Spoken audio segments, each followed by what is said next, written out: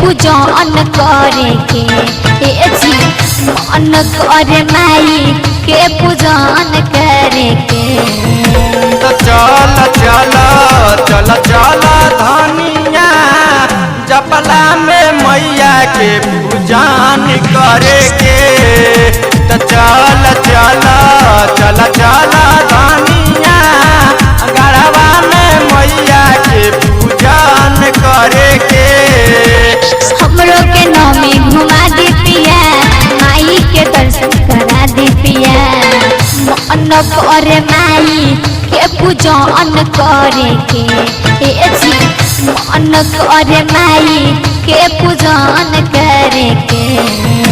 तो चल चल चल चल धनिया जपला में मैया के पूजन करे के। तो चल चल चल चल धनिया गढ़वा में मैया के पूजन करे के।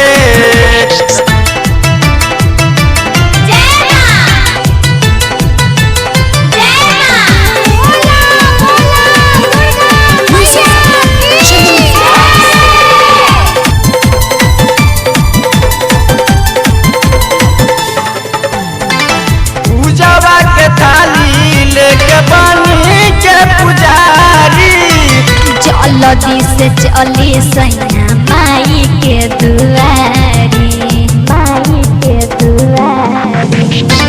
पूजवा के थाली लेके बनी के पुजारी जल्दी से चली सैया माई के दुआरी। हो तैयार हमहु बानी तैयार हो। धूप अगरबत्ती ले लौरी अड़हुलहार हो। मन करे मैया के नमन करे के मन करे मैया के नमन करे के।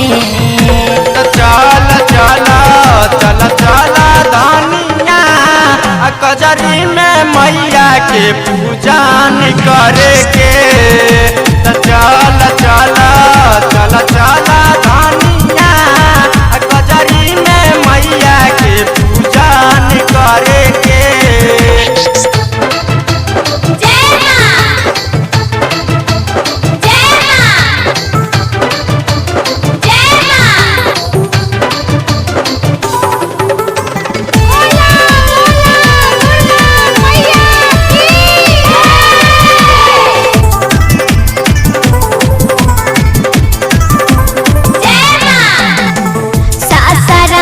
हरी और बखोरा पूरा वाली के लागल दरबार बाटे जपला से रावाली